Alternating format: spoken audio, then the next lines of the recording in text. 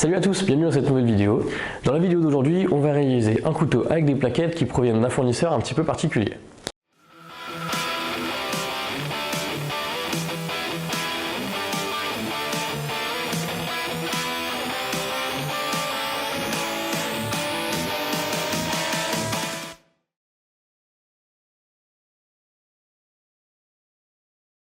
Dans la vidéo d'aujourd'hui, on va fabriquer un couteau avec ces plaquettes. Ces plaquettes m'ont été fournies par l'entreprise de vente de la SECPA du collège de Pons.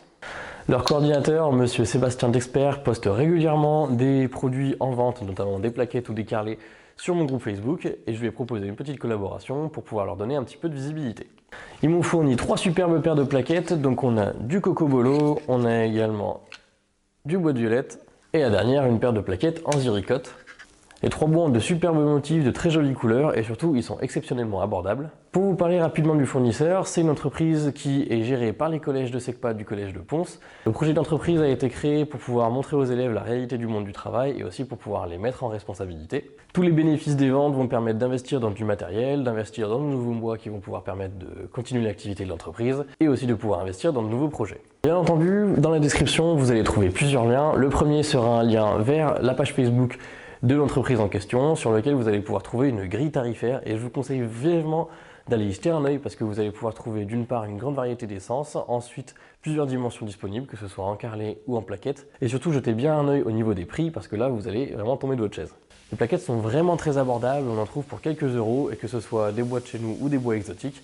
Je trouve que c'est une excellente idée pour les gens qui veulent se lancer dans la coutellerie et qui n'ont pas forcément les moyens de débourser énormément d'argent dans les matériaux dans un premier temps. Le souci que j'avais moi quand je débutais, c'est que je travaillais souvent avec les mêmes bois et j'aurais été très content de tomber sur cette entreprise-là pour pouvoir diversifier ma collection de bois et pour pouvoir m'entraîner sur d'autres matériaux et me payer des matériaux qui sont très jolis sans forcément débourser beaucoup d'argent.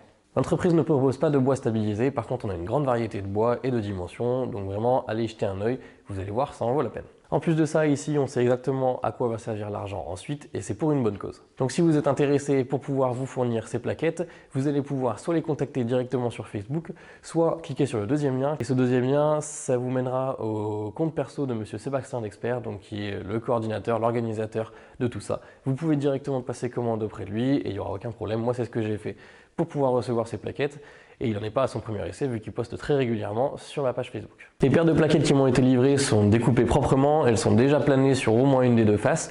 Donc aujourd'hui on va en choisir une des 3, elles ont toutes les 3 des très jolis motifs et de très jolies couleurs, mais je vais utiliser le cocobolo pour le projet d'aujourd'hui. Pour le projet d'aujourd'hui, on va réaliser ce couteau, donc c'est plutôt un grand couteau, hein, ou du moins il est déjà de taille normale.